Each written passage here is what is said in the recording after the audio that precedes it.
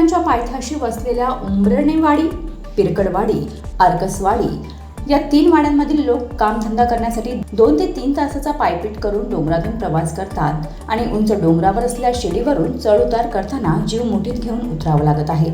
स्वातंत्र्यानंतरही मरण यातना भोगत आहेत, तर महाराष्ट्राचे मुख्यमंत्री देवेंद्र फडणवीस मंत्रालयातून विकासाच्या गप्पा मारतायत. पण विकास कुठे झालाय असा सवाल उपस्थित करत आमच्या इथपर्यंत अद्याप विकास पोहोचला नाही अशी प्रतिक्रिया ग्रामस्थांकडून व्यक्त होत आहे. चौकजवळील लोधिवली ग्रामपंचायतमधील उंबरणेवाडी, पिरकडवाडी, आर्कसवाडी या आदिवासी ठाकूरवाडी गावांमध्ये जाताना येथील ग्रामस्थांना दगडधोणे, नदी नाले व दराखोऱ्यातून जावे लागत असून या गावांकडे जाताना 2 ठिकाणे अशी आहेत की डोंगरावरून दगड कधीही घसरून अंगावर कोसळून जीवावर बेतू शकतं. अरुंद पायवाट असून डोंगरावरून कधीही दगड अंगावर येऊ शकतो. तर दुसऱ्या ठिकाणी सिडी घाट, या घाटात डोंगर माथ्यावर पडलेले पाणी या सिडीवर पडतं आणि काही ठिकाणी या घाटातील दगड खिळखिळे झाले आहेत. त्यातील दगड निसटला तर अखेरचं हे राम म्हणावं लागेल. रोज या मार्गावरून घाटातून 50 एक तरुण रोजीरोटी कमवण्यासाठी माथेरानकडे जात असतात. असे असतानाही याकडे कोणाचं लक्ष नसल्याने ग्रामस्थ जीव मुठीत धरून ये-जा करीत आहेत. सरकार एकीकडे विकासाचा गाजावाजा करत असताना या गावातील ग्रामस्थांनी विकासाच्या काळात विकासच पाहिला नाही. या ठिकाणी निवडणुकीच्या काळात नेते मंडळ येतात, विकासाच्या गप्पा मारून जातात व पुन्हा ढुंकूनही पाहत नाही. त्यामुळे येथील ग्रामस्थांच्या नशिबी फक्त समस्या आणि विकासाचा अंधार पाहायला मिळतोय.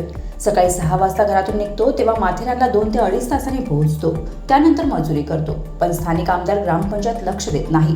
तर त्यांची 5 मिनिटं लाईट नसेल तर तुम्हाला कसं होतं? एवढ्या जंगलात आम्ही अंधारात कसे राहत असू असा सवाल ग्रामस्थ विचारत आहेत. आमच्या समस्या काय नाही. सकाळी आम्ही 6 वाजता घरातून निघतोय. आम्हाला 2 तास कंप्लीट जातात. कशासाठी? माथेरान नाही यायला रोजीरोटी. आमची मुलं बारीक आहेत, येणे रस्ता नाही आम्हाला. परत एवढं पाऊस पडतो म्हणून दगडी येतात. मग आम्ही जाणार कुठं आणि येणार कुठं?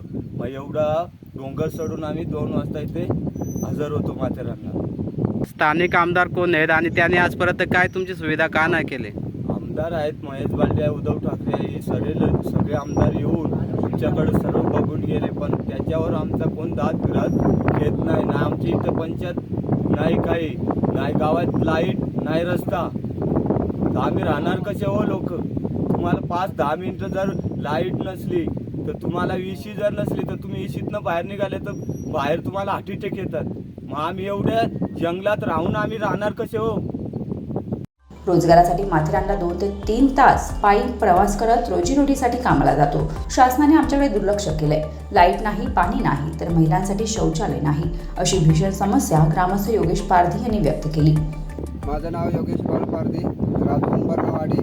आम्ही रोजीरोटीसाठी माथेरानला रोज 2 तासाचा प्रवास करून येतो आणि धोक्याचा रस्ता आहे. शासनाने आम्हाला दुर्लक्ष केलं आहे. शासनाने लवकर लक्ष करावं आणि आमच्याकडं लाईट नाही, रस्ता नाही आणि कुठलीच सुविधा नाही आणि संडास बाथरूम लेडीजसाठी नाही आणि पाण्याची पिण्याची सोय पण नाही. ते पण करावं शासनाने. 2 दिवसापूर्वी माझी बहीण मनीषा पारधी हिला अख्ख्या महाराष्ट्राने पाहिली. तिला उपचारासाठी झोळीतून नेले. स्थानिक आमदार महेश बालदी गावात आलेले आणि देवीची शपथ घेतली, मी तुम्हाला लाईट, रस्ता, पाणी देईल, पण अजूनही काहीच दिलं नाही. तर महाराष्ट्राचे मुख्यमंत्री देवेंद्र फडणवीस मंत्रालयातून विकासाच्या गप्पा मारतायत. पण विकास कुठे झाला आहे असा सवाल येथील ग्रामस्थ विचारत आहेत. बबन रामवीर, राहणार वरोस ते उंबरणवाडी. आपण 2 दिवसापूर्वी घटना पाहिली. मनीषा अनंत पारधी आमच्या वाडीतली महिला होती, माझी बहीण होती ती. तर तिला जाताना आपण सर्व अख्ख्या महाराष्ट्राने पाहिलं आहे. आणि त्याच वाडीतून गावात रस्ता नसल्यामुळे लाईट नाही, पाण्याची सुविधा नाही.